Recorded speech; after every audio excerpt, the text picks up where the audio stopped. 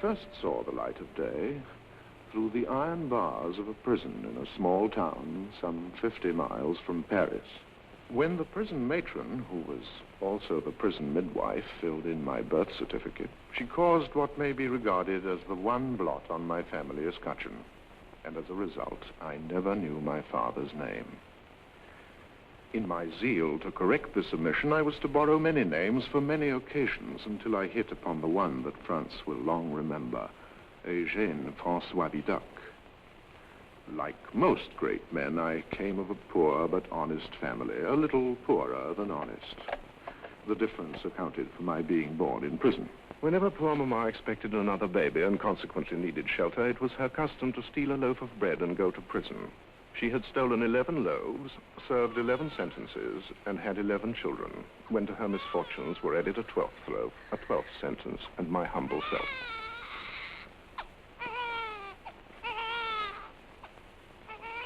When poor Mama went to a better world, leaving me to make the best of this one, what is more natural than that I should often return to the happy scene of my earliest childhood? And so, after many years, again I find myself among those dear familiar sights and smells, spending another birthday at home. My monastic seclusion was devoted to a study of the classics, particularly one from which I acquired my style, not only in literature, but in my brilliant career of love and crime. My modest apartment was shared by a sympathetic companion into whose company the authorities had happily thrown me.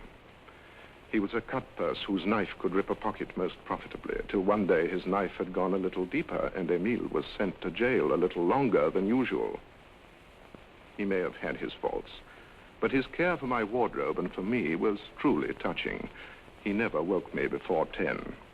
Happy birthday!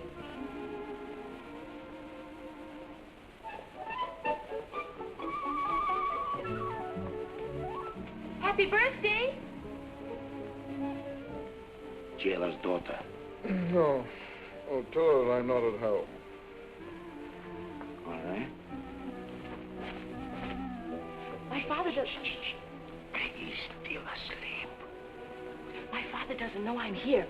But a sweet old lady came all the way from Paris to bring this birthday cake, and I thought That's from my Aunt Ernestine. Thank you. Thank you, Jeanette. Present from my Aunt Ernestine to you. Such a good woman. She knows how bad the fool is in jail. She ought to. She spent the best years of her life in them. Oh, no. She didn't. You're mixing my Aunt Ernestine with my Uncle Hugo. He got 15 years. Oh, yes, for lifting watches. Oh, you get everything wrong. As my cousin Pierre, he's the pickpocket of our family. How often have I told you? Now, look, my Uncle Hugo, He's the burglar. Right. Yeah, what a burglar. His case was in all the papers. Oh, sure. He robbed the palace of the Duc d'Orléans. And let's get on with Aunt Ernestine's cake. Oh, yes, the cake. I'm sure she lifted it from the best pastry shop in Paris. Oh, Aunt Ernestine only deals with the best shops. And you know, Uncle Hugo says it's always cheaper to steal in the most expensive places. Here. Oh, wait. It's your birthday. Make a wish. Made. Oh, what's that? My wish. A file. How very thoughtful of Aunt Ernestine. And it works, too. Mm-hmm. You must remember to thank her when we get to Paris.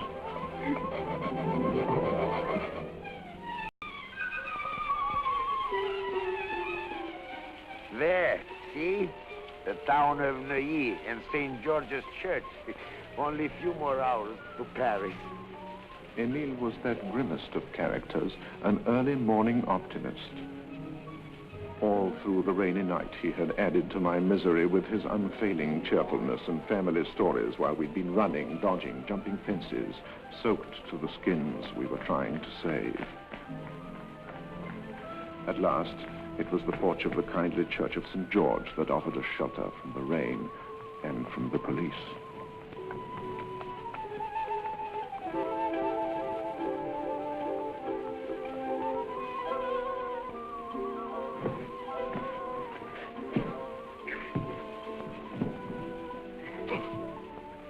got 2 legs and I've got 2 legs, but together they don't add up to the 4 legs of a horse. A horse? No, they don't.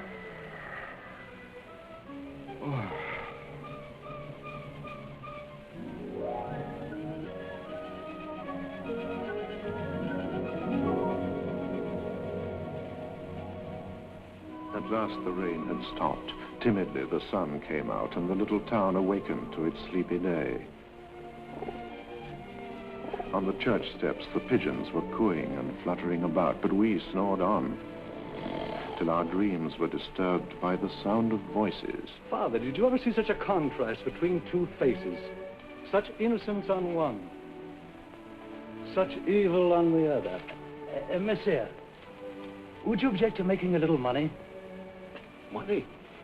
If I could only catch that soulless animal, look, what a dragon. And there, the very image of a saint. Your face, my dear monsieur, expresses the essence of that purity for which St. George lived, fought, and conquered.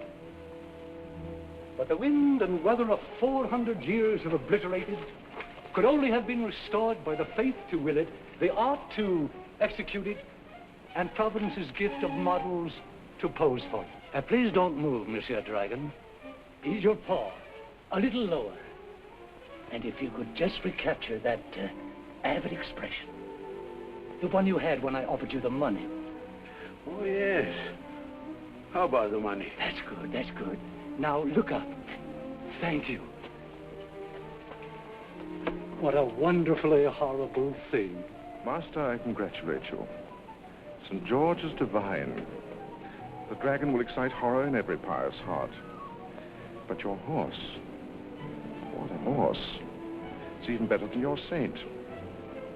A horse to the life. A horse that could take you to Villeneuve, to Lyon, to Marseille. It could even be sold. What are you waiting for? Please don't move, monsieur.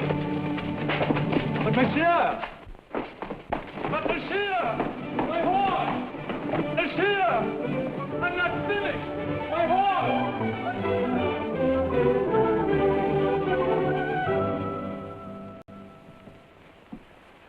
Meet my family. This is my Aunt Ernestine. Enchanted, mademoiselle. Your cake, and especially its filling, were a revelation. Revelation, Auntie. And this must be Uncle Hugo, the head of the family. Sorry that you find me in my footbath, but I caught rheumatism from being out late at night. Oh, may I suggest that you add a spoonful of mustard to the water? Huh? Mustard. My mother used to suffer from the same occupational disease, and mustard never failed her.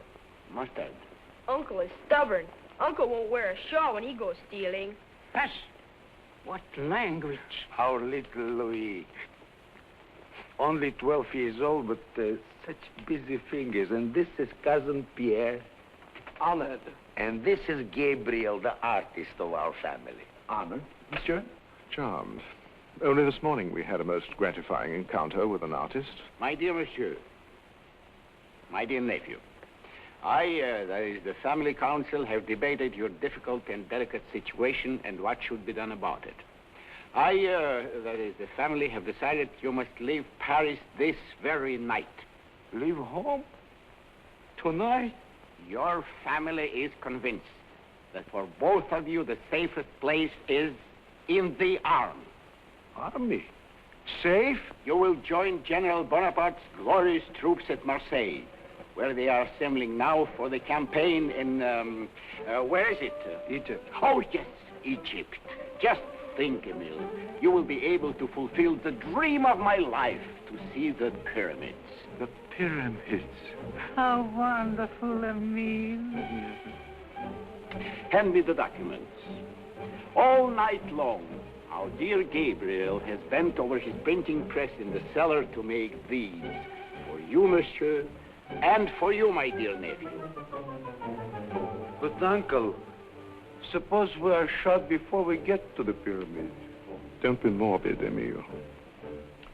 Rank of first lieutenant of the artillery is hereby bestowed upon the Honorable Eugène Francois Rousseau. Rousseau? Your new name. Oh, I see. Signed Napoleon Bonaparte, in the General's own unmistakable handwriting. Monsieur Gabriel, a masterpiece. Nothing. At least compared to my last issue of the Bank of France. Monsieur, I bow to your art.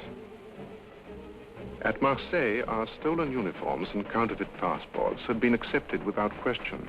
But a soldier's uniform is hardly complete without a lovely lady leaning on his sleeve. Emile and I still needed that one sentimental accessory and were looking for it.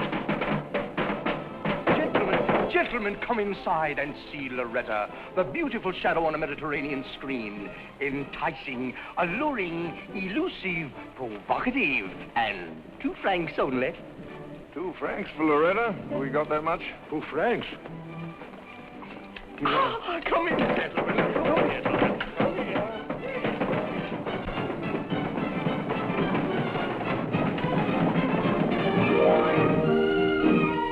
They call me sweet Loretta, although I set your heart aflame. You'll find when you know me better, I play a calculating game. Some girls go for handsome young gendarmes, but I'm saving my chance for better than a corporal. Some girls go for slightly bigger game, but I'm saving my flame for better than a captain. I've got a flame that's too hot to handle. There's no one who can hold a candle to the dame who's the flame and the scandal of Paris. Some girls go for flowers and romance. I'm not taking a chance. My flame is for a general.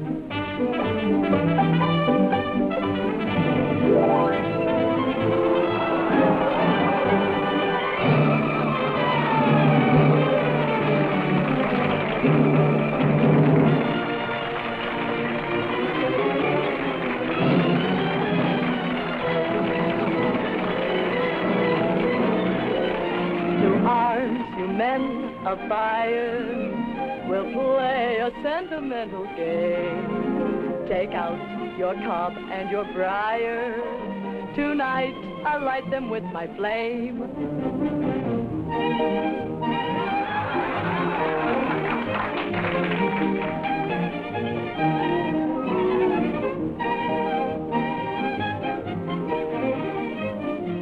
No need for my flame, Lieutenant? There's never been anyone who's met her who could kiss her and then forget her.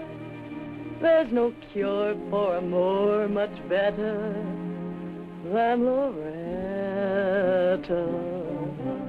Some girls go for flowers and romance. I'm not taking a chance. My flame is for a general.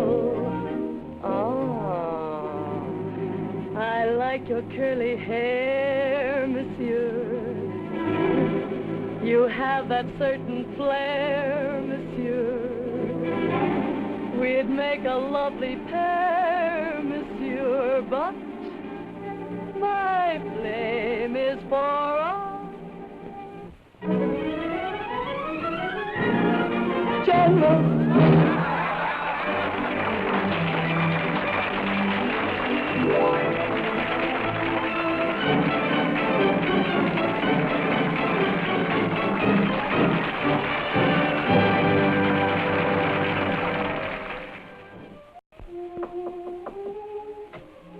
Come in. Oh, it's you, Lieutenant. Lieutenant Rousseau, at your service.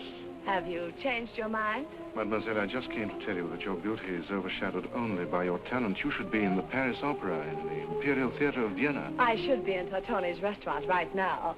I'm late for a supper engagement. Mademoiselle, you're a charming realist. And you? You're an idealist, of course. Of course. You don't look like one. Well, what does an idealist look like? Oh, very noble, innocent, very, very shy. Enough, mademoiselle. I confess that I'm not one. No more. I told you I'm expected at Tortone's. By a captain or a colonel? Higher than that. The chief of police. Richer? Who's he trying to catch here? A shadow. Would you pass me my garter? Oh, I see. So that's the way the chief of police tries to catch a shadow. May I, mademoiselle? It appears that your Knight of the Garter has excellent taste. Beautiful rubies, aren't they? I was referring to mademoiselle's beautiful leg. Oh. May I escort you? Oh, no, Just to the door of Tortoni's. Then I promise to vanish. You promise? Promise. Emile, a cab.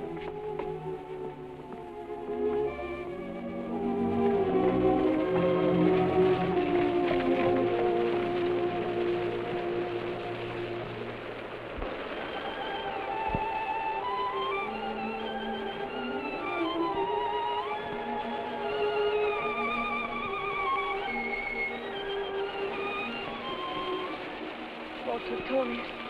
I must hurry.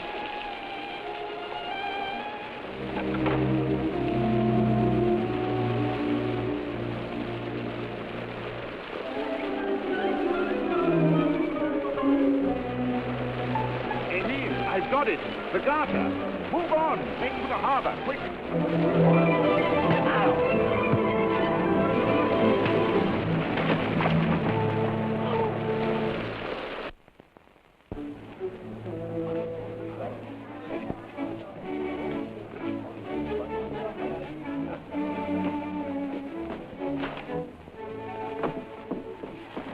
I've been waiting for you for the past half. Oh, my garter. What? What about your garter? He stole it. I mean... Who stole it? The gentleman who brought me here in a cab. What's this? You were with a gentleman, alone, in a cab? Is it possible that a gentleman could steal a respectable woman's garter without... Yes. No. I mean, he must have taken it off while he was putting it on. What? How can you take it off when you put... You mean to say he put it on? Oh, I don't know. On, off, it's gone. Please. Mademoiselle, you must not look upon me as the grateful friend who gave you the garter, but as the detective who will help you recover it. But first, the facts. Please be precise. What facts haven't I given you? For instance, his name.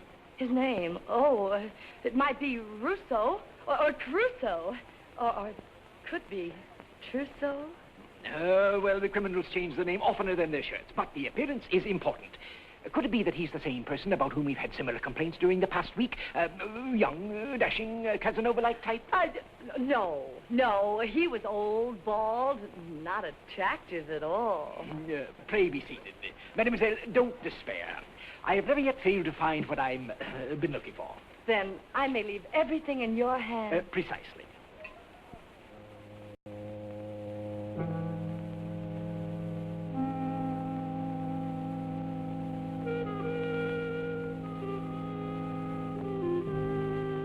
After we had left the army, we decided we might risk a return to Paris. Paris, capital of the world, and the El Dorado of every knight of fortune. Look there, again. The Church of St. George, only a few hours to Paris. My dear Dragon, this time we better make a detour. Oh. You thievish fool. You'll never catch him that way. Drive him over Baron Aubert's grave.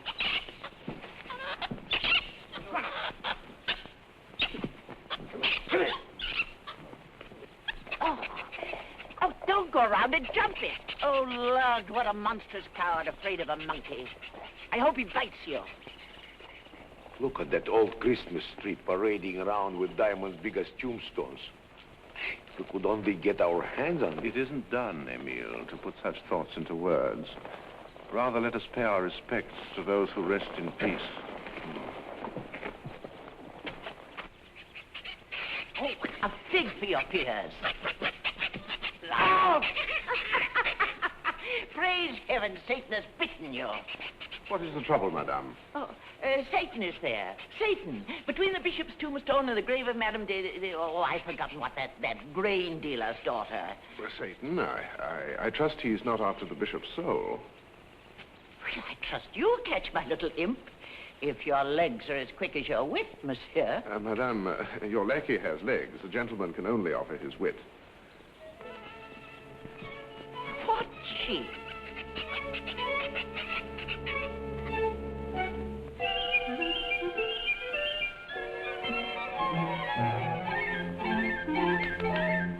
Now, what a gallant charmer. My rogue of a monkey is downright mesmerized.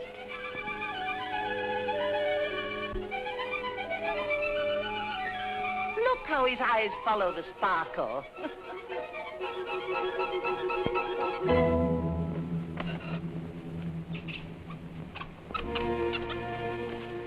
I've got you, Satan. Bravissimo, bravissimo. Come, my little one. He ran away while I was putting lilacs on the Count's grave. You see, I became sentimental, and my little devil is frightened of tears. My fortunate stars, monsieur, that you happened by to look in on some departed friend or relative, perhaps? No, don't tell me. I'll guess. You see, all of them here were my friends, or pretended to be. Monsieur de Clermont had just such a forehead, but no, he had nothing behind it. Could he be the Count? Not quite a count, just a baron. Baron? Ah, Baron Francois Vidocq Lud, to be sure. Your lips, your chin, the same malicious dart in the eye, even the same naughty... But it's not good to speak of the dead in their presence. It would be safer to nibble at his reputation over a cup of chocolate. Charmed. Good. I'll expect you this afternoon. Any child can direct you to the chateau of the Marquise de Pierremont. Enchanted, Madame la Marquise. Emile, you're going to let that hag go off wearing half a jewelry shop? Wait till this afternoon. Why? We'll get the whole shop. Oh, that's worth waiting for.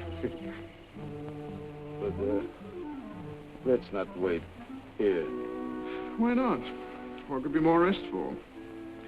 Find yourself a grave, Emile. And a name, too, while you're at it.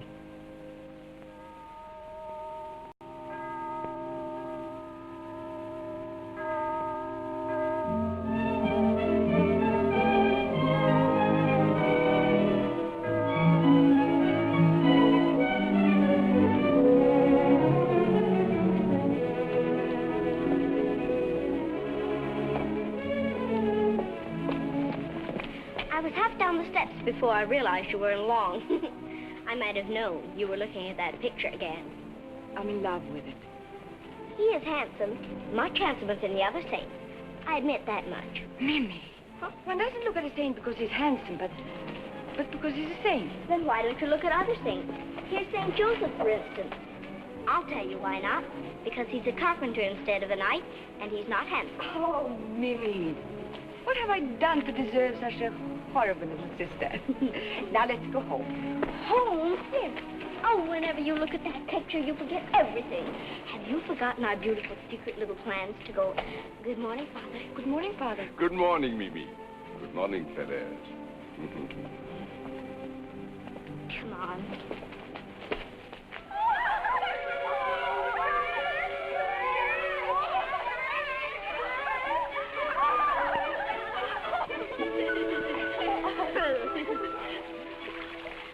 Is it really true what your sister said? What now? Are you really in love? Therese, tell us who he is. Yes, who is it? Mimi, you're a chatterbox. I didn't tell with whom. I wouldn't have told anything, but it just says you think too much of yourself to fall in love. Ever. Then it is true. Perhaps. Who is the man? There is no man. Oh, how can you be in love with nobody? Why not?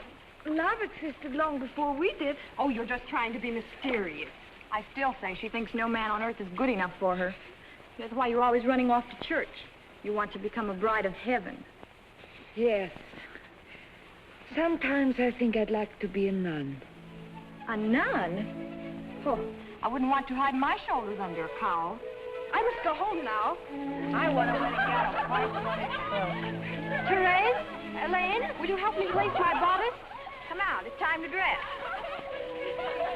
Therese, Mimi, aren't you ever coming?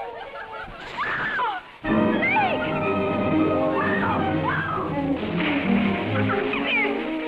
A snake! A snake? Oh, where? I nearly touched it. It tried to bite me. It was this long. No, that long. Where is it?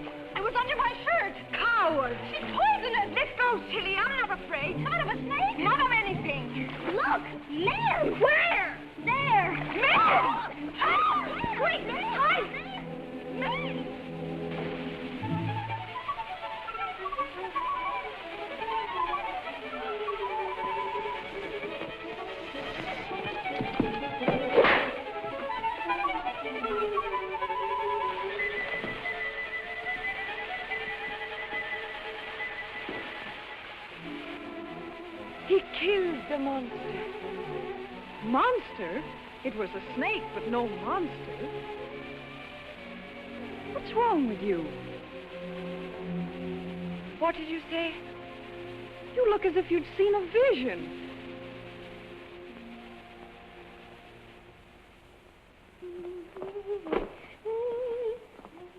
But when he raised his arm to strike, it was the same gesture, same face. You're beginning to see him everywhere. One thing more. Monsieur Vidocq will stay overnight. Have his bags brought in and his man unpack them. That'll be all. Very well, madame. Heavens, we're late for the chocolate. Grandmama will be furious. Where's Grandmama? With the guest, mademoiselle. A guest? I wonder who it is. Really? Therese. What is it? He's in there with Grandmama. Who? St. George.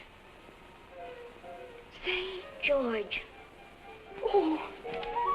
I'm beginning to see him, too. Therese, peeping through keyholes? At your age? Oh, I'm so happy to see you. So happy. It's only a week that you haven't seen me, and yet I'd no idea Papa's little girl loved Papa so much. Better change now, children. Change for dinner. Papa's hungry. Is your grandmother in there? Yes.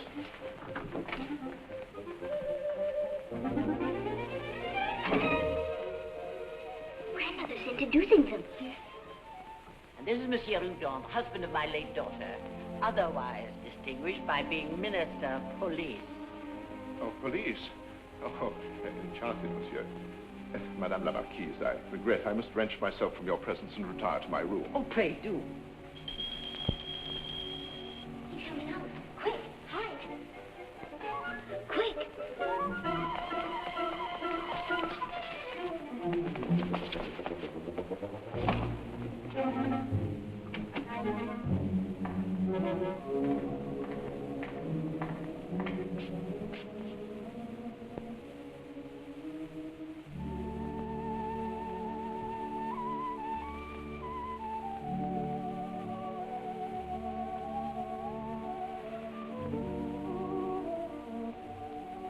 Your fan, mademoiselle.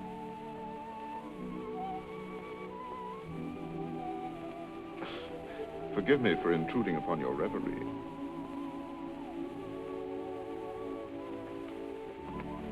Oh, there you are. Show me to my room, please.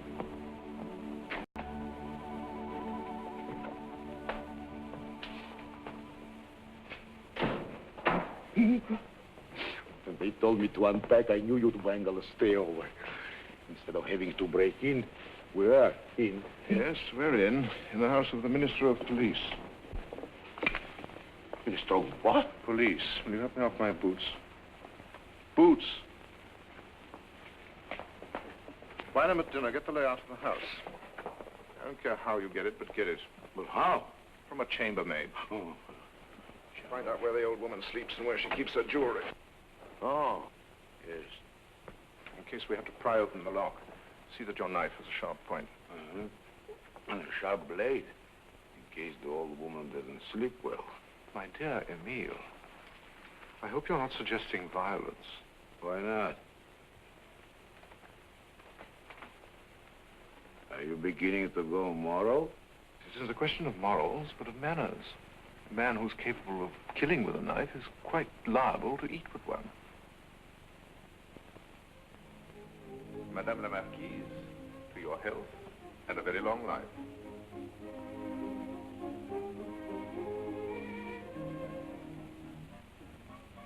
Lad, the girls are late again. Madame, the young ladies asked to be excused. They have a headache, both of them. Both of them? Your Excellency. Huh? Hmm? No. Show him in. It's Richer, my chief of police.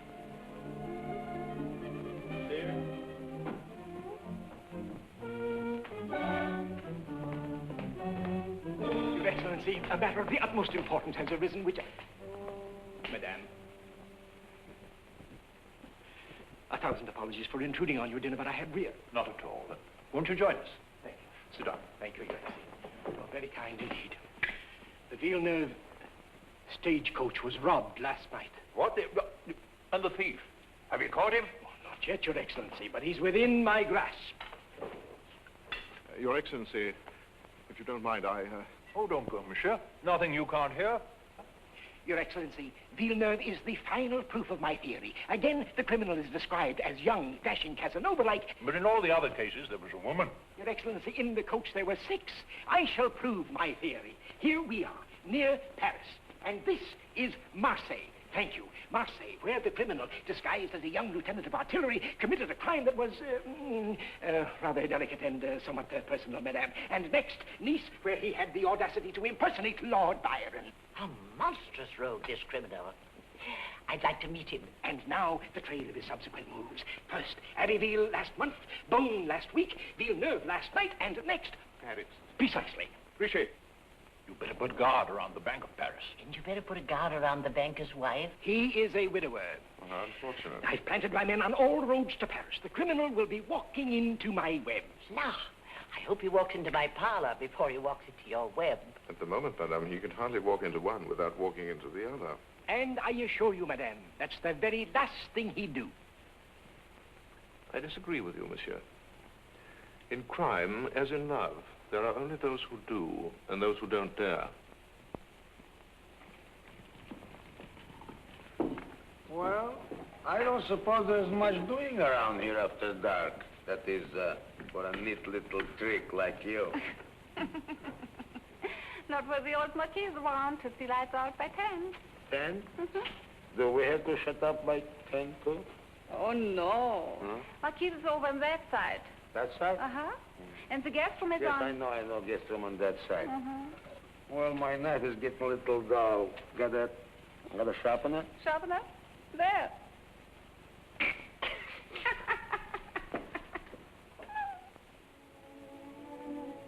Open the window a bit. Fresh air's bad for the health, but stifling hot tonight. Ah, how that Monsieur Vidocq reminds me of his great-uncle. A pox on you, Satan. I will not have your devilish fingers mixing my jewels. Here's the key. Put them away.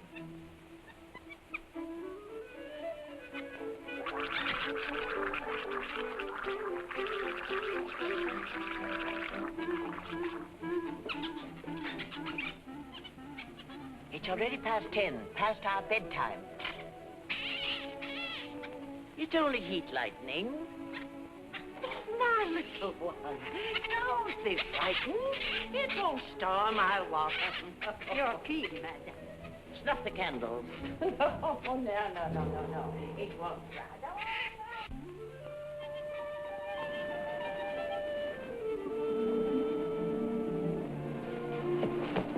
If it doesn't storm tonight, it'll certainly storm in the morning if Grandmama finds we haven't been in bed. Mimi, you insisted on coming. Have you forgotten how important it is? We must make sure.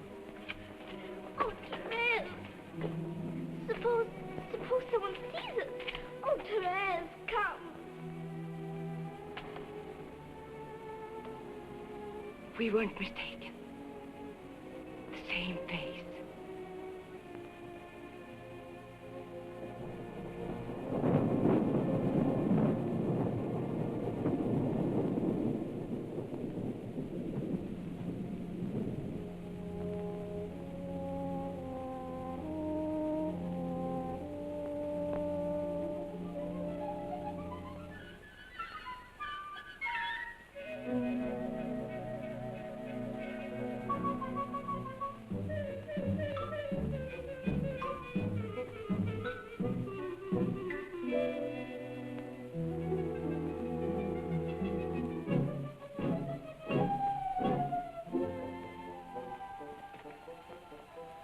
Madame's wig.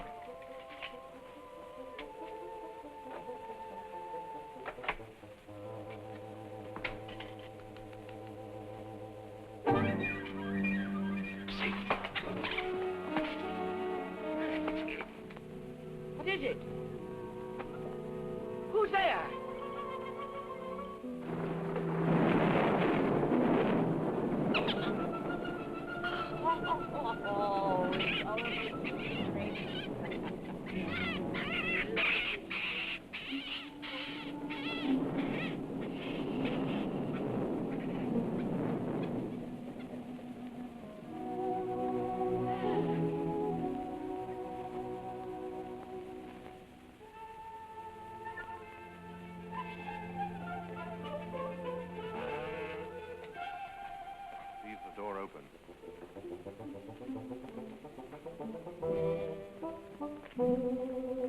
The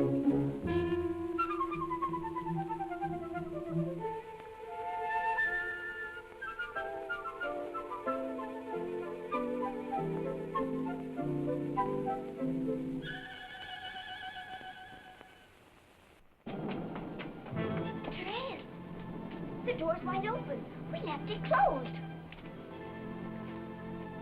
Must be one of the maids. Come.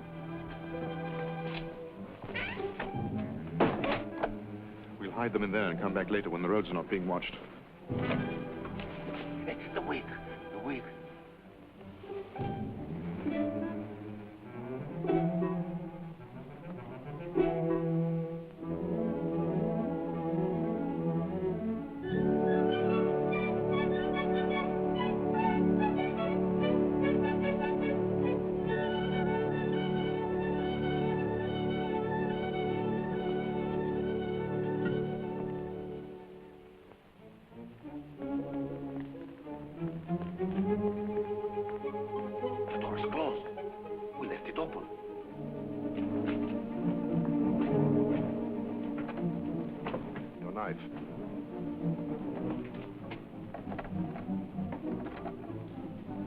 It's bolted. Must be one of the maids. We're locked out. You wait here, I'll let you in.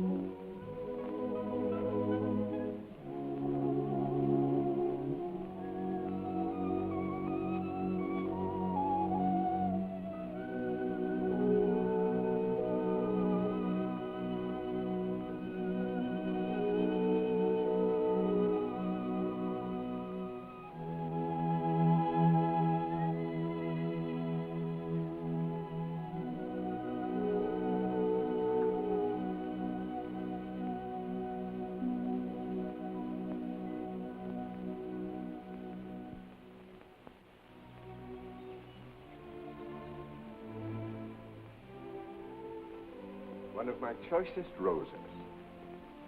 Or one of the choicest little flowers in my parish. Thank you, Father. Shall we walk, Therese? When two people walk, each can speak as if to himself and still be heard by the other. Last night, it was so hot. I slept badly. And I dreamt a man came into my room. I only dreamt it. He bent over my bed and kissed me. Is it a sin, such a dream, Father? Hardly, my child. Dreams come unbidden, like the man into your room. Did you recognize him? Oh, yes, I know his face so well.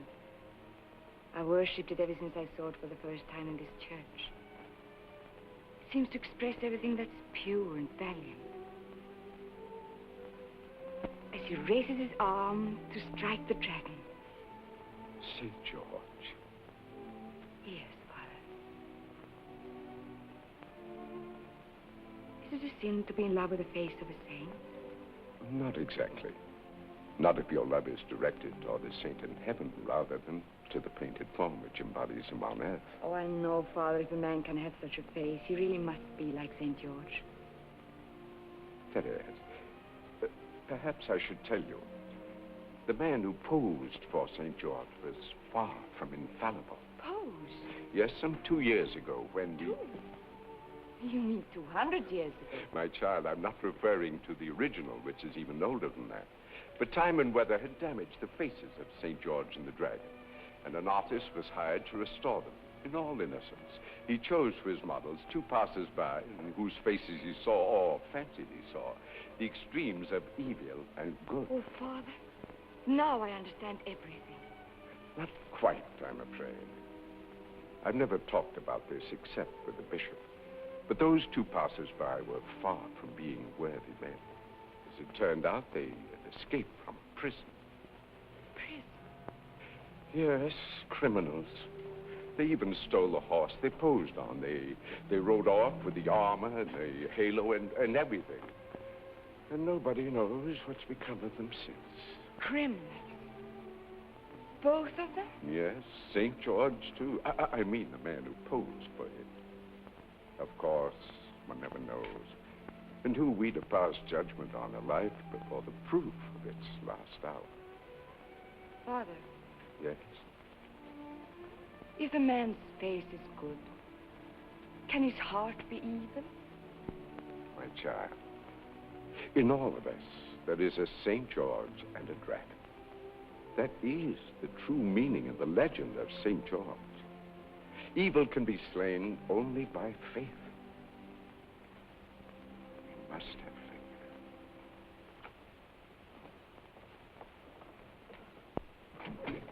Wonderful. What an uproar. You are missing the best part. The big Richet searching the house, sticking his snoot everywhere. And everybody weeping and quarreling and carrying on. I never enjoyed anything so much. I just can't bear it. My dear Emile, we always have enough strength to bear the misfortunes of others. You know, even Uncle Hugo never pulled off a job with the whole police force in the house. Huh? Come in. Monsieur. This terrible robbery, no doubt you've heard. Yes. Well, Richet, my chief of police, insists on searching all the rooms. I hope you don't mind. Oh, it is your house, monsieur.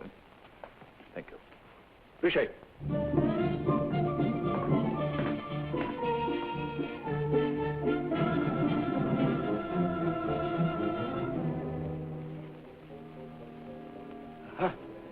Emile, help Monsieur Richet. I don't require any help. You don't require any help. Hmm?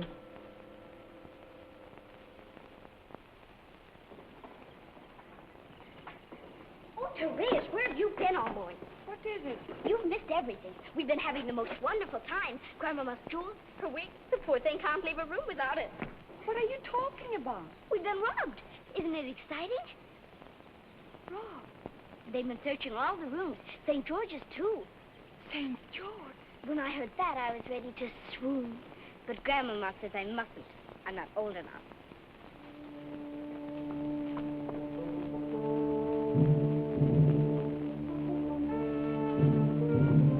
Monsieur Richet, did you catch the robber? Mademoiselle, I'm no longer in an official position to answer any questions concerning the case. Your father has seen fit to discharge. Discharged? Where did I leave my umbrella? Forgive me for being so upset. I thought I'd left it in the hall here somewhere. Yes, discharged. Whatever will my wife say to that? She's a young, beautiful woman, and I'm not a rich man. Your father has done me a grave injustice. Of course, I know His Excellency needed a scapegoat, and since I didn't recover the jewels, But there's one thing I know. The robbery was committed from inside. What? The thief is in the house. Monsieur Richet, I found it. Oh, my umbrella. Thank you. Thank you. At least I found that. You found it. My wife gave it to me for our second anniversary.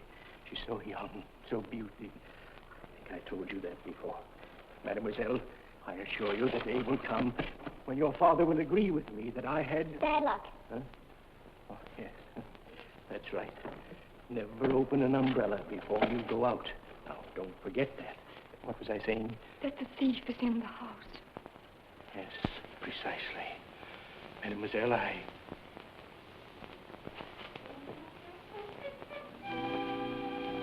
Monsieur, your hat. Excuse me. I forgot.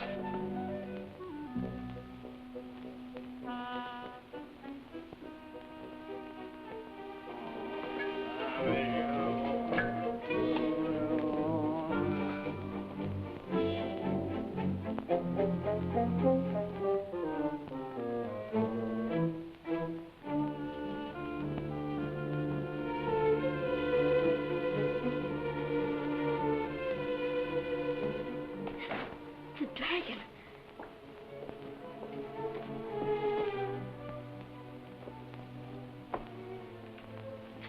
Your flower on my side.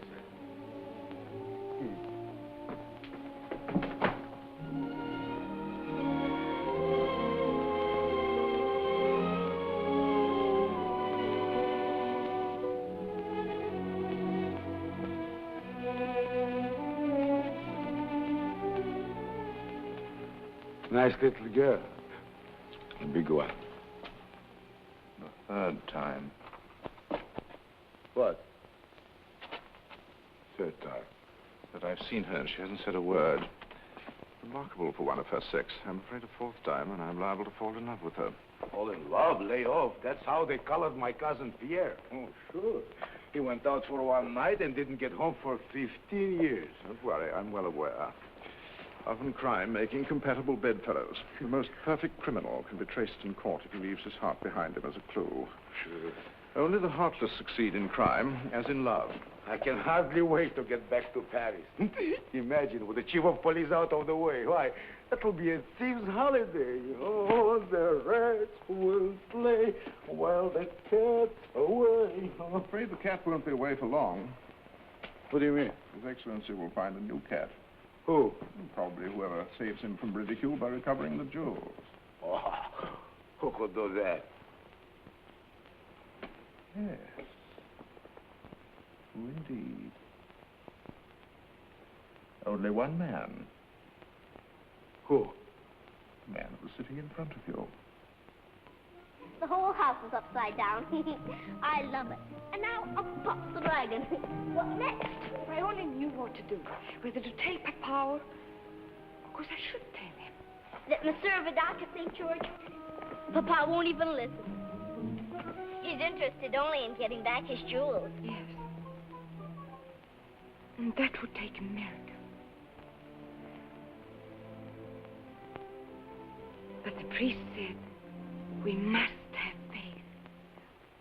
No. To gamble with jewels worth 50,000 francs. Even on a thieves' market. No. Not with my half. My dear nephew, try to see further than the point of your knife. If I become chief of police, we'll have a chance to loot a city. Loot a city? What's that mean? Conservatively, 15 million. 15 million in gold. Where is it? In the vault of the Bank of Paris. Bank of Paris. Such a big job, no? Too big for the two of us. Yes, but we can enlist the support of your dear family. Yeah, family. Yeah, but we'll have to give him a cut. A small percentage. No. No percentage, just a cut. All right, then it's agreed.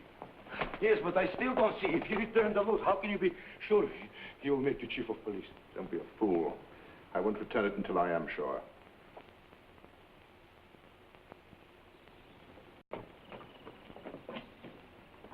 Monsieur, it was a pleasure. Pity it's all been so dreadful. The pleasure was entirely mine. Emile, saddle our horses. I trust your Excellency will soon recover the jewels. If it were only the jewels, but the dignity of my office. Tomorrow I shall be the laughingstock of the whole country. Your Excellency has already gone a long way towards solving the case by dismissing Monsieur Richet and his theories. What? Oh, yes, yes. In emergencies, I can be absolutely ruthless. But how to find a successor in this emergency? It shouldn't be difficult to better Monsieur Richet. Even I can tell you where he made his blunder. You can? The robbery wasn't committed from inside your house, but from the outside. Outside? Such an audacious crime could never have been conceived in the submissive soul of a servant, and everyone else in your house was above suspicion. Naturally, everybody. Very good observation there. Well, I confess that the art of detection has long excited my interest. I am what you might call a connoisseur of crime. Of course, I can't promise anything, but if you'd like to accompany me around the house, we might find the clue to prove my The clue? Ah, what have we here? Your Excellency, observe this interesting strand of ivy. Hmm? What's interesting about it? It's broken. But so it is. However, did you notice that? The merest matter of trained observation, indispensable to a detective. Oh, remarkable. Your Excellency, we have our first clue. Really? I should say that the housebreaker has been acquainted with long stretches of hard labor, stands approximately 6 feet tall, and weighs no less than 200 pounds. In heaven's name, how can you tell? Elementary, my dear Udon. No less weight would have been sufficient to break that age-toughened ivy. Now, the distance above the ground to the first break stipulates a leg span of at least such height. And only the most extraordinary development of the flexor and extensor muscles of the upper arm, such as is commonly acquired at hard labor, would have been equal to that last daring climb from where the trail of the ivy ends to the balcony via which the midnight intruder entered your home. Remarkable. Doubtless there were windows left open. It was a sultry night. Good morning, Mademoiselle Therese. Hmm? Oh, you know my daughter? Good morning, monsieur. Therese, say something. The 4th time that I've seen her and she hasn't said a word. Your Excellency is to be congratulated. The robber left untouched your most priceless possession. What? Now, let's see where he went after he left the house. Yes, let's see. Down the garden path and out at the gate. Not so hasty. He wouldn't have chosen the path. Why not? On this loose gravel, a man of his weight would have sounded like a cavalry charge. Yes, that's very true. I'd rather say that he made his soundless exit across the lawn, through those bushes. You really think so? I have a shrewd suspicion.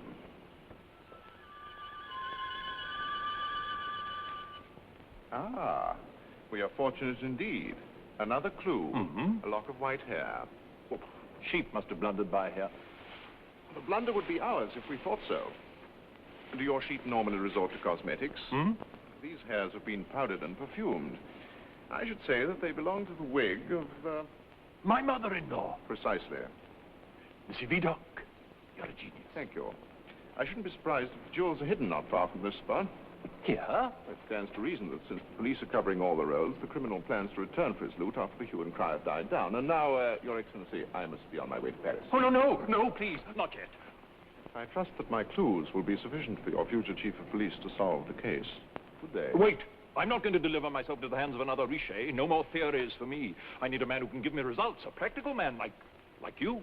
Your Excellency, I hope you're not thinking of making me your chief of police. Why not? Oh, well. My dear boy, you should devote your talents to the good of society. Odd. Why odd? Very odd. Please, Your Excellency, observe these lilies. Phenomenal. They enjoy alike the same sun and water, and all of them thrive except one, which is strangely wilted, as if its roots had recently been disturbed. Ah, yes. Just as I thought. In the annals of crime, I predict this will be called the case of the wilted lily, for unless I'm mistaken, this lily is at the bottom of it all. Or rather, I should say, your jewels are at the bottom of the lily. I'll swear they're all here. Every stone and spangle. Not a sparkler missing, thank heaven. And you, Monsieur Vidocq. Fortunately, I could return them this time. However, I may not be able to if they should be stolen again. Again? What do you advise? I would feel quite sure of them if they were in the vault of the Bank of Paris. Which reminds me that I must be getting along to Paris myself. Madame. Monsieur. Mademoiselle.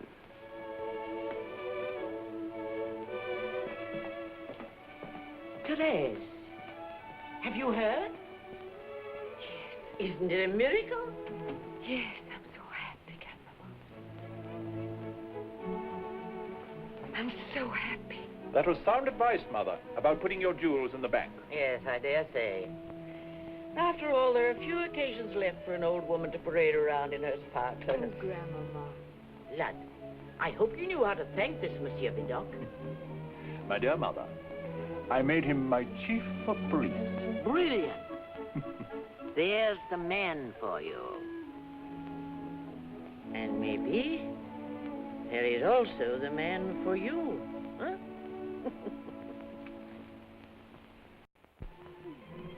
The fates were knitting busily. Take Aunt Ernestine, for example. She who once helped me to get out of jail is now in jail herself, unaware that kindness is always rewarded. Come on, sweetheart. Monsieur Vidocq wants to look at your pretty face. Keep your dirty jokes to yourself. What you say? Vidocq, the new chief of police. Come on, precious, let's go.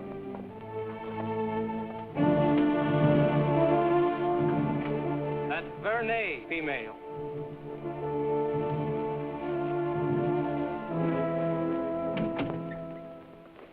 No. I can't believe it. Believe it, and be seated, mademoiselle. You, chief of police? I can't believe it. Thanks to you, I once managed to escape from prison. Now I am in the fortunate position of being able to return your former kindness. You are free. Free? I still can't believe it. Furthermore, I have a job for you. A job? I have a job for you to do in the Bank of Paris. In the bank?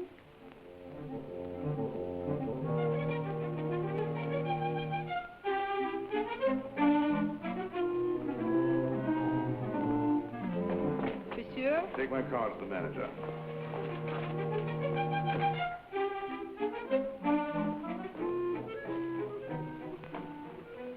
Our new chief of police. Excuse me, please. I'm going to see him myself.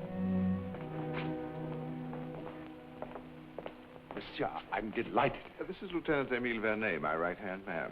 Very experienced in the ways of the underworld. Delighted, Lieutenant. I came to inquire whether you were satisfied with the individuals I recommended. Satisfied? I'm delighted with him. For example, the man who works as teller. Ah, Monsieur Gabriel. Delighted to see you.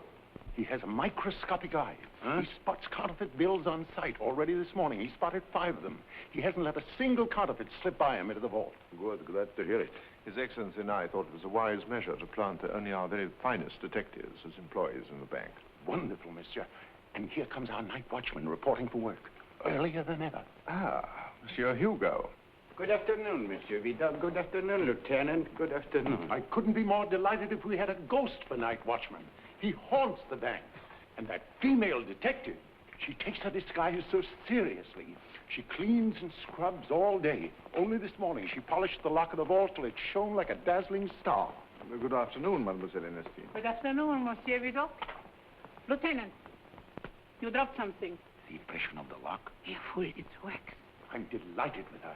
But most marvelous of all is the man you sent to guard the vault. Ah, Monsieur Pierre. He specializes in the field of grand larceny. A human ferret. He can sniff danger.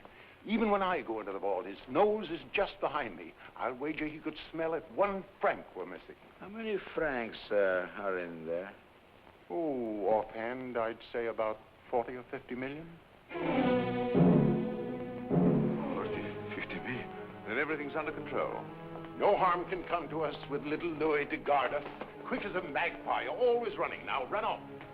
By the way, is the little boy a detective, too? Just an apprentice. Wonderful, wonderful. You've made us feel very safe indeed. Thank you for your confidence. Good day. 50 million. Half of 50 million. Deduct for family divide. I never could divide. Your share is 22 million. 22 million. Oh, I'm rich.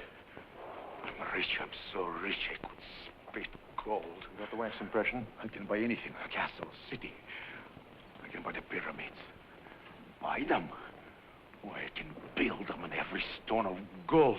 I must say, Aunt Ernestine did a good job. Drive back to Cousin Michelle's and have him make the key as fast as possible. I'll walk back to the office. As fast as possible. I shall proceed to tell what happened in the meanwhile to Loretta, with the beautiful shadow on a candlelit screen. Little did I know that she had given up her public for a private life. She had married for richer than poorer, for better than worse, till death do them part, the substantial Monsieur Richet.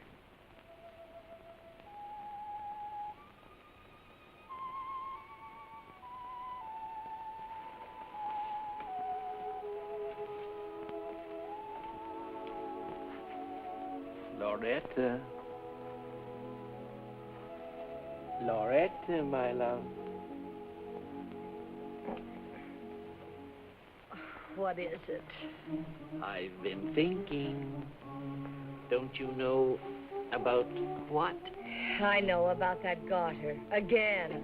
The case of the garter. After all, my sweet, you're married to a detective. I'm married to a jealous fool. Oh, I protest, my love. I'm interested in the garter, that is, in the man who stole it, from a purely professional point of view. But that tiny garter may be the means of recovering everything I've lost. My post as chief of police, my entire career. For if I apprehend that thief, His Excellency will certainly admit that I was right all along. And believe me, he will bow to my theory. Theory? At this time of night? If my theory is right, he is precisely the same man who's committed a whole chain of felonies. And yet, all the other victims describe him as young, dashing, Casanova-like, the type that women lose their heads over. Aren't you listening, my angel? Could it be that your description of him was not quite precise? As you may recall, you said that he was old, bald, unattractive, huh? Precisely. Well, then, old or young, bald or not, I still don't understand how a man could steal a woman's garter without, without... All right, have it your way. It wasn't without, it was with. With what? With loving kisses. Yours truly, Loretta. Aha! What did you say? Now then.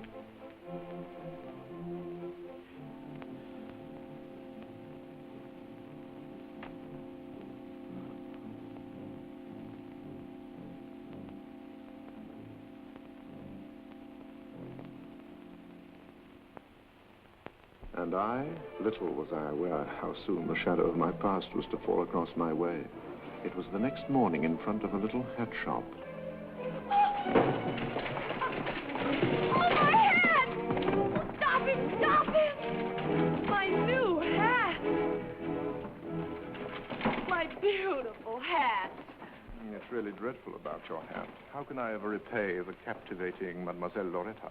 That shouldn't be hard for the taking Lieutenant Rousseau with the money he got from my garter. Wasn't much. The rubies weren't as good as you thought. And you were much worse than I could have imagined. Really, I should call the police. Well, don't call them until I bought you another hat. Another hat? Well, I admit I'm not so rich that I can afford to throw them in the gutter. Hats don't grow on trees, you know. I know, but some of the latest fashions look as if they did. Oh, my dear, you'd look simply irresistible in that bonnet trimmed with violets. Oh, do you really think I'd look well in violet? I rather fancy that big Florentine straw. Then it's yours. Isn't it beautiful? It looks made for you. I'll take this one. Monsieur will pay for it. Delighted. How much? A mere 80 francs. Oh, that's not too much for a beautiful hat, is it? You look positively ravishing in it. Thank you, monsieur. It's large enough to cover a multitude of sins. Charming sins. Oh, thank you. Madame still owes for the other hat. Oh, yes. The one you made me drop. Delighted. How much? Oh, that's only 35 francs. Thank you, monsieur. There is still the matter of your unpaid bill for the past 3 months, madame. Oh. 420 francs, monsieur. Delighted. Just a visiting card. Madame. Thank you, monsieur. I hope you'll come soon again with monsieur.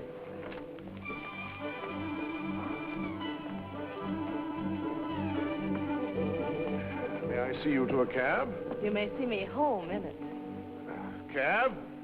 I must say you commit your crimes a la mode.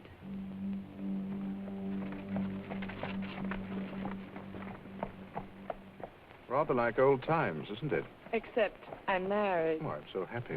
Unhappily. What? Married. I'm so sorry. Oh, why, sorry. All the more reason we should meet again. I see.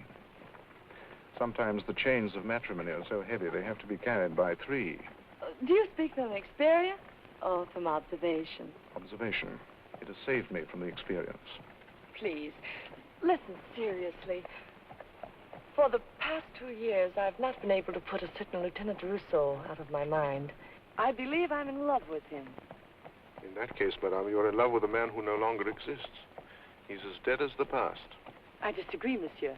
The past is very much alive as I am. I hate, really hate bringing up the delicate matter of the garter again, but I happen to know the Minister of Police has offered a reward for... For those paltry rubies. Oh, no. No, nothing so trifling. for the man who's committed a whole chain of similar crimes during the last 2 years. Are you planning to collect the reward? Let's not talk about money. It's friendship I need, Lieutenant. Oh, I almost forgot. The lieutenant is dead. Just to be sure we don't lose track of each other again, I'd better know your name. Your present one. I've had so many names, I'm afraid I don't remember the most recent one. Perhaps you'll refresh your memory by consulting the visiting card in your wallet. Dear lady, after our visit to the hat shop, my wallet is empty. Is that all we mean to each other? An empty wallet? Oh, home already. Well, goodbye. Oh, such a cold goodbye for an old flame. The last time we parted, you weren't so easily satisfied.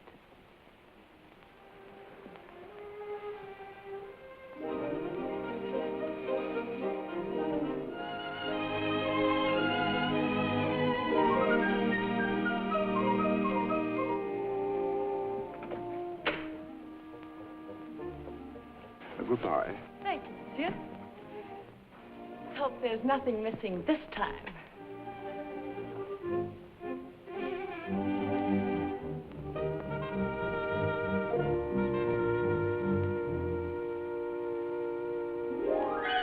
Eugène Francois Vidocq.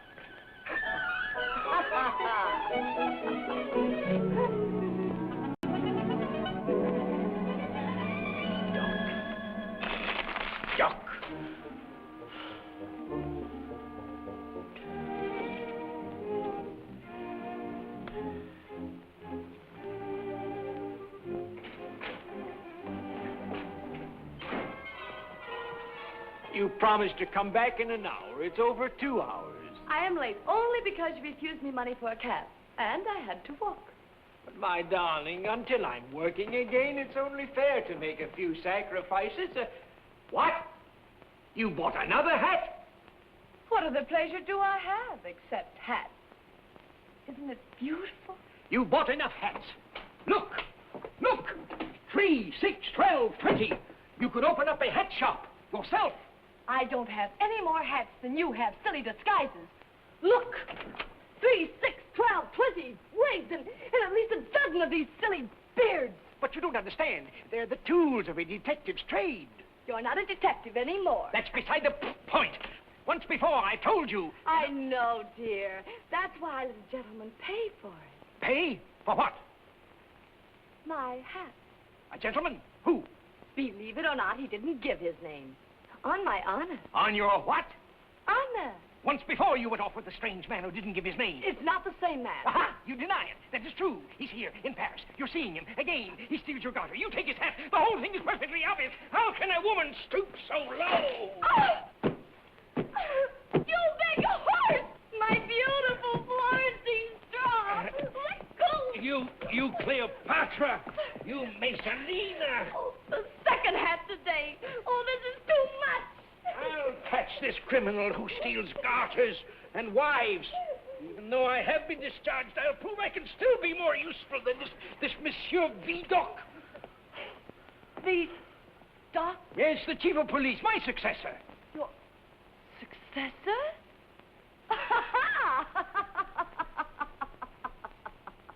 What's so funny about that?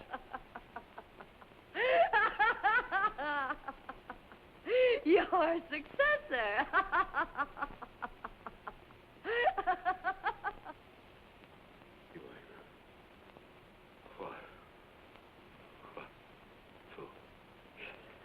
Two, carry 1 to make 10. Oh, Joe. What are you doing in the office at this late hour? I'm figuring. Still building your pyramid? Look, I found a way to keep from dividing with my family. Here, first we cut out Aunt Ernestine. She ain't entitled to a penny, while last week we saved her from jail. That's enough. You should be grateful. Next, cut down Uncle Hugo, too. Are you counting on your paper or on your knife to cut his percentage? What does it matter? In business. Nothing matters now except to move quickly, or your pyramid will go up in smoke. Do you remember the lady of the garter? The singer? In Paris? Yes, our past is catching up with us. We'll have to crack the vault tomorrow, no later. Yes, tomorrow. Everything is ready. And the key? Made. Then pass the word to your family. Tomorrow night, none of us will sleep, so you better sleep now. Good night. And golden dreams.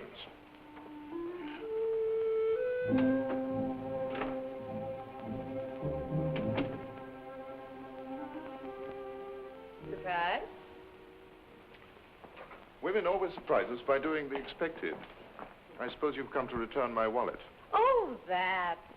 Here it is, Monsieur Vidocq. Thank you. Where did you ever dig up that name? In a cemetery. For once, I believe you. Don't worry, your elegant visiting cards are all there. But apparently not my money. Oh, I forgot. I had to keep it in order to buy a new hat. Another hat? The last one went the way of the first. You mean a horse stepped on it? My husband. Your predecessor. My predecessor? Yes. I mean, of course, in this chair. Madame, you please to be mysterious. Oh, I'm no mystery. I am Madame Richet. Madame. Richet. At least no one can reproach me for not being faithful to the police force. Does he suspect? A detective is always suspicious. He suspects me of having worn my garter a little loosely. But he doesn't know yet that I lost it to a certain Monsieur Vidocq. There's no fool so dangerous as a fool with brains. Except a woman so foolish as to fall in love. Time has made you even more intriguing. Madame. Surely you're considered enough to realize no woman could ever forget you or give you up. Of course, but this is hardly the moment or the place. Then meet me at the hat shop this evening. This evening? At 6. Au revoir, monsieur.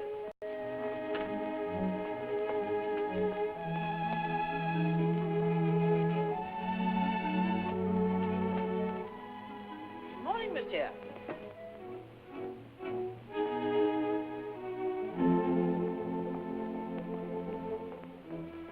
Madame la Marquise, this is an unexpected pleasure. We're just on our way to see my son-in-law, Monsieur Houdon, and thought we'd freshen our acquaintance by smiling in at you.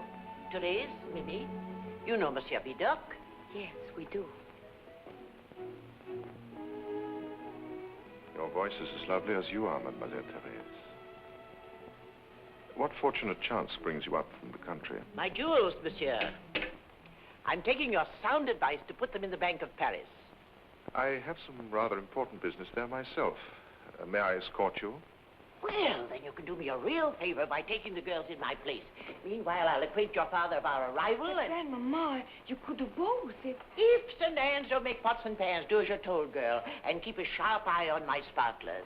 Monsieur, I trust you with my most valuable possessions. Well, I'll be off. No, don't trouble. I know my way. Madame, we'll start immediately. Emile, order my carriage.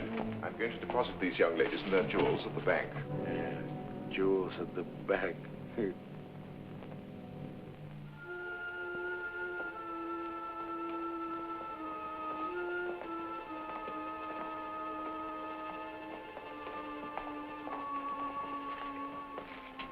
The chief pulled a smart trick. Now when we crack the vault, we'll get all the gold and a heap of jewels. For good measure, everything's ready.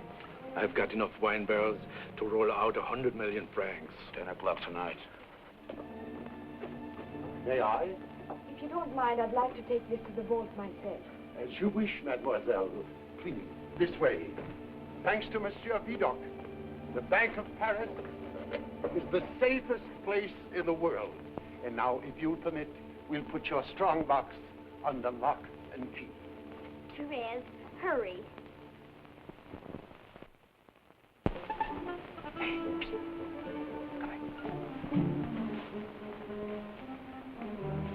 Can we depend on the wagons? My dear nephew, you know the driver is my sweetheart. 10 o'clock tonight.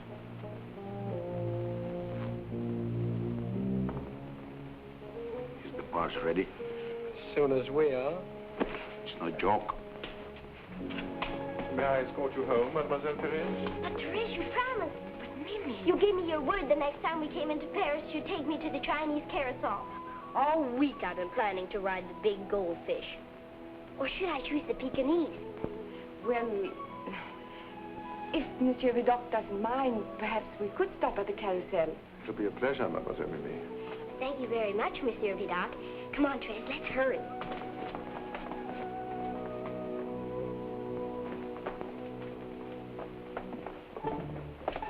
You got the key? I won't need you anymore until 10 tonight. What time do we meet? 10.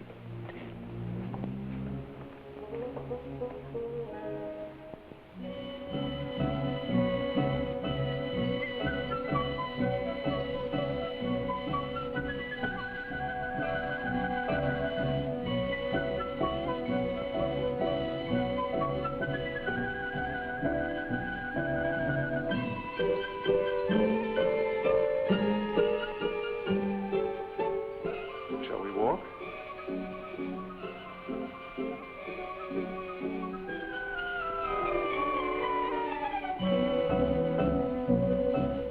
I haven't told your father yet, but tomorrow I shall be saying goodbye to Paris. Goodbye. I'm afraid so. As you know, I only became chief of police to help your father out of a temporary difficulty.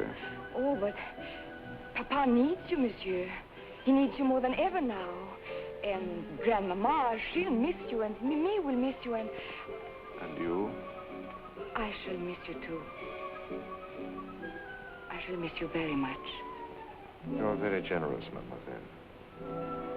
But I shall have to appear ungrateful. There are important matters that will take me away from France. Is a dragon going with you? Dragon? Yeah. Oh, you're lieutenant. Oh, Emile, yes, but He is? why do you call him the dragon? Because every time I see his evil face, I think of the painting in our little church. The painting of St. George and the dragon. What are you talking about? Let's not pretend. I know everything. How you rode off with the armor of St. George and the lance and even the halo. Merciful heavens. However did you learn that? I guessed it from what the priest told me. But don't worry. Your secret is safe with me. I didn't even tell Papa when you borrowed Grandmama's jewels. Borrowed? So you know that, too? Yes. But the one thing I really want to know, Monsieur, I don't know. Oh, well, perhaps I can help you. Oh, if you only would. You see, some nights ago, I dreamt a man came into my room and kissed me. Oh, really? I trust it was a pleasant dream. Very pleasant, but Well, what more do you want to know? if it was just a dream Or? or you. Ah, now I understand your problem. Well, let's examine the facts. I take it that the intruder was too expert to leave any clues. None. Except for the kiss, of course. Oh, yes, of course. You should be able to tell from another kiss whether I am the man of your dreams.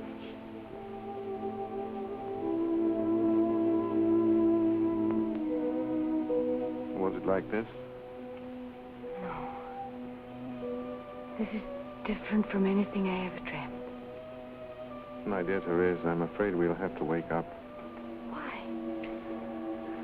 Unfortunately, there's the matter of my past, which has just reappeared in the shape of a lovely lady. The lady you love? Not the lady I love. Then nothing stands in our way. Only she and some others may not be too pleased to learn about dreams. And your father, instead of signing our marriage contract, would have to sign a warrant for my arrest. That's why I had to leave Paris tomorrow. I understand. I have no other choice. Neither have I. I'm going with you. If I can't be respectable, I'll be bad. I could help you. I'd make a much better lieutenant than that clumsy man you have with you now.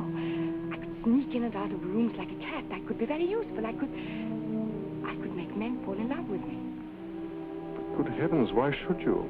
Between kisses, you know, I could steal their wallet. Steal? Yes. You don't believe me? I have started already. Look here. Grandmama's jewels. I took them out of a strong box and nobody even noticed it. That's wonderful. Yes. I mean, disgraceful. Why? I stole them for you. Thank you. But you don't expect me to marry a thief? What can I do? If you won't come over to my side, I'll have to go over to yours. Darling, I promise you whichever side you're on, we'll be there together. You promise? On one condition. What? That you return these jewels immediately. Why should I? They're not Grandmama's, they're mine. What? I just made it up. You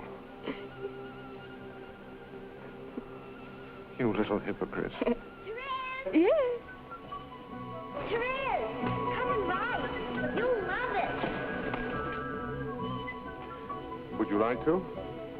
Yes. Which shall we take, the griffin or the goldfish?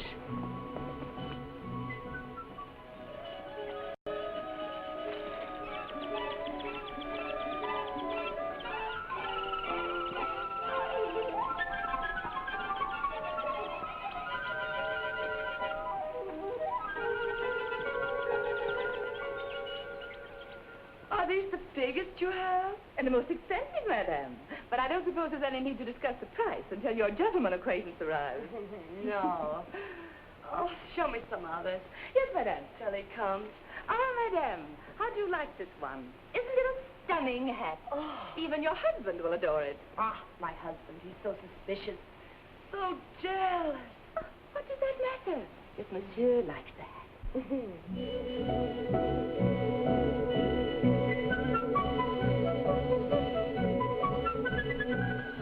You're very lovely, Therese. Am I as lovely as the other lady? In her eyes, I see myself as I am. But in yours, I see myself as I could be. As I hope to be.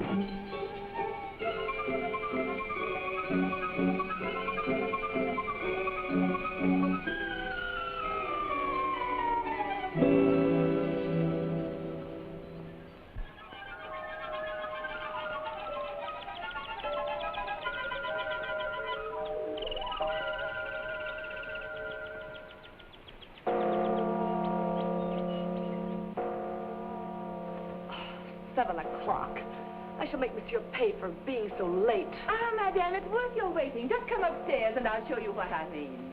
Ah, don't worry. Your gentleman acquaintance will see the lights and find the door unlatched. You see, it's modeled on a top hat worn by Beau Brummel, till a certain countess appeared in it to prove to the world that Monsieur Brummel was her beau.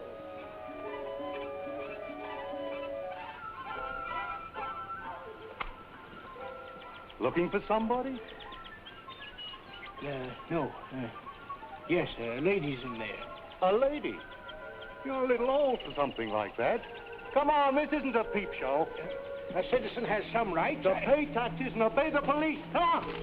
I protest. I have a right to be here. So you've a right. Precisely. I'll give you a right. I'll point up with a left. I'll give you precisely. In the face of illogical brutality, I withdraw. And don't you come back, you peeping Tom. It's the absolute rage in London. It's just the thing for your Roman profile. Oh, I love the hat, but do you think the dress is revealing enough? Well, this blouse is a little shy, but I have another that's more than just revealing. It's a revelation. Oh. Will you excuse me while I fetch you to the stockroom? You can be trying this on. Mm-hmm. Oh, the hat is a dream. Oh, it's the last word.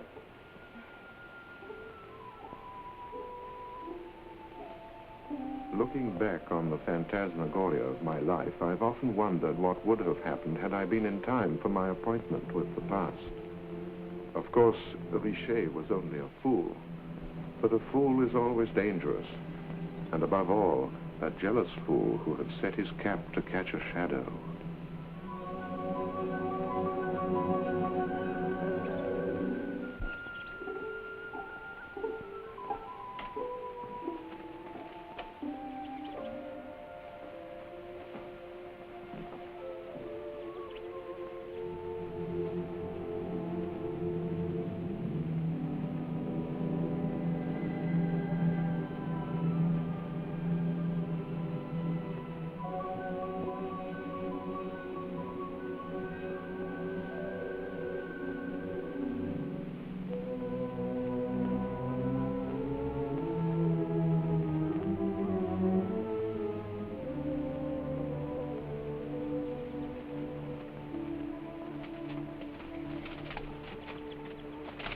Is that you, sweetie? You're late. I'm afraid I'll have to run, or else my husband will be asking questions. Who are you? It's me. Me, your husband. You? What do you mean, trying to frighten me with one of your silly disguises?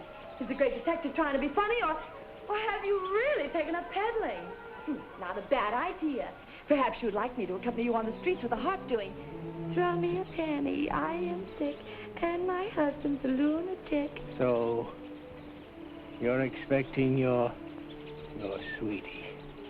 And who is he? That scoundrel of a Casanova. That same criminal who stole your garter and now is stealing you from me. But I won't tolerate it. I won't. Quiet. Darling, you're not frightening me, but you are frightening those poor little birds. And now, excuse me, I'm tired of you. Loretta, you can't do this to me. I love you. I'd rather put an end to myself. And to my misery. It would suit you to get me out of the way. Precisely. Loretta, I've got to have you. I'm serious. I'm going to shoot myself. I'm going to shoot him, this thief. I'm going to shoot.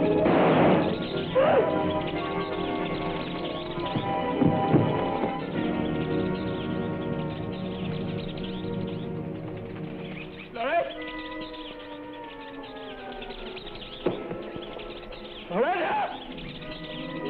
Loretta!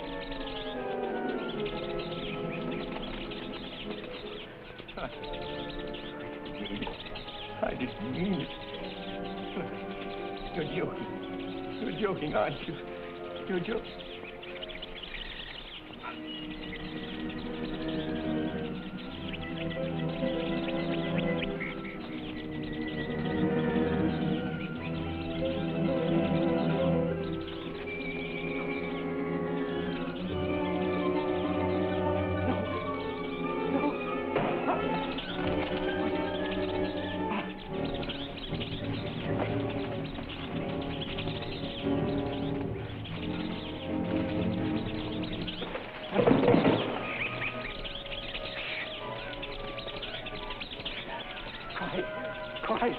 Quiet. Stop.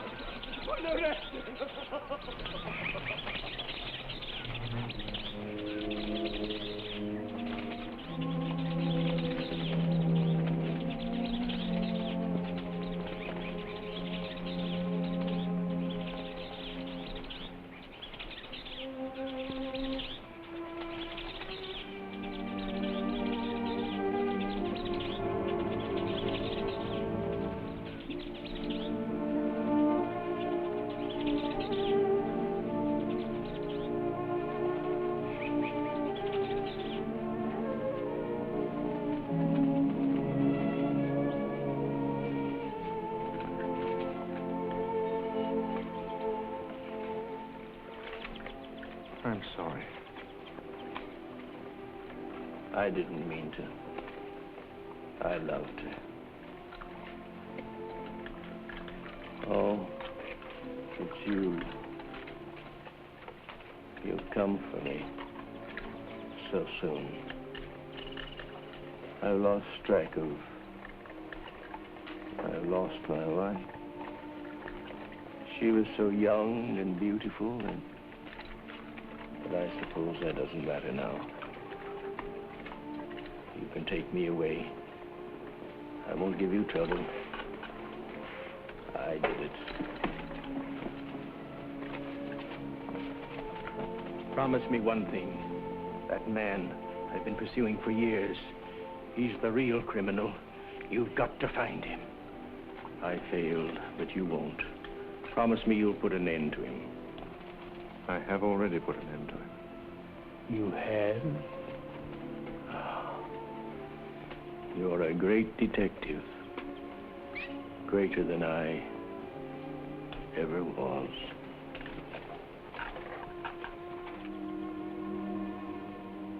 There was one more appointment that I had to keep this night. At the Bank of Paris, where Emile and his family were waiting for me.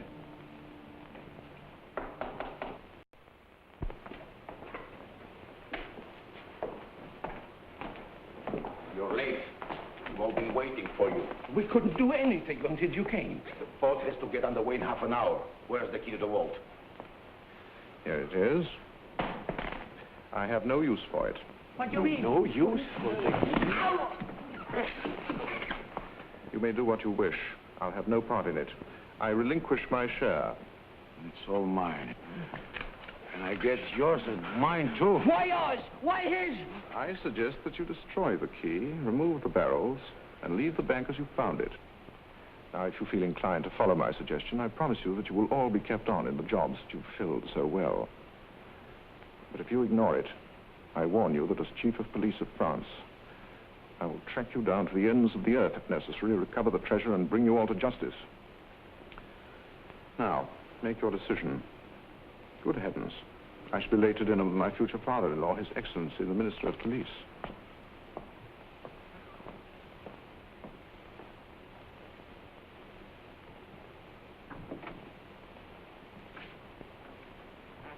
Did you hear what he said about his father-in-law? Being His Excellency, the Minister of Police. What can we do? Huh? What can we do? Oh, yes, yes. Well, I can't deny I've gotten used to my job at the bank. Washing floors is better than being in jail. The manager of the bank offered me a promotion yesterday. Huh? Promotion, yes, yes. Emile brought that man to us. Emile, what do you advise? Emile? Where is he? He's gone. Gone?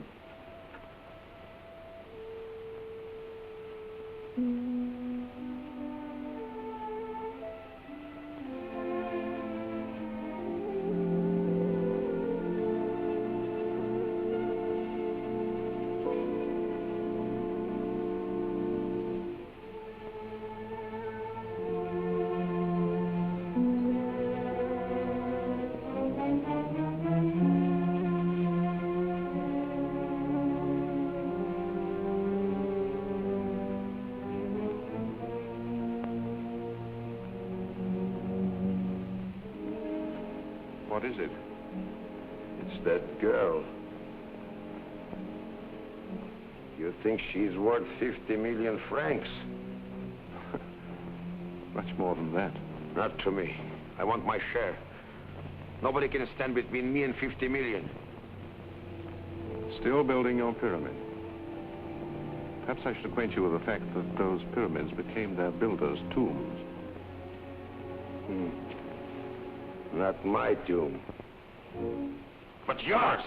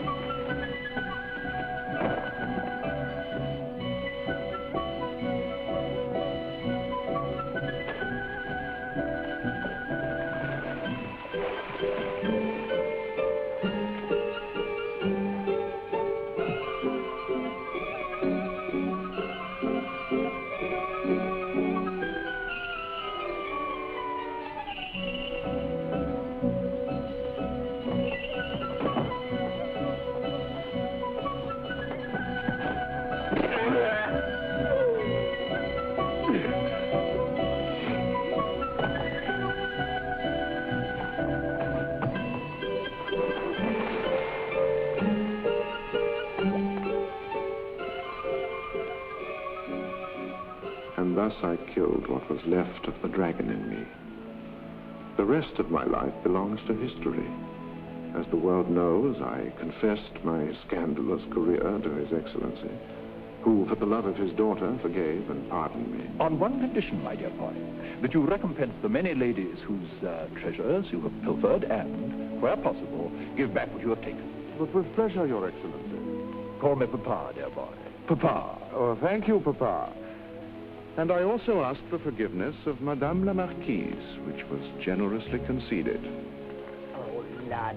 All men are criminals in the light of reason. One steals our hearts, the other our jewels. Fortunately, my dear boy, you were as skillful at one as at the other. But in future, I hope you will behave, Satan. What was I saying? Behave, Satan. Exactly. I even confessed to little Mimi, who took it very lightly. I knew it from the very beginning. Knew what? That no man is a saint.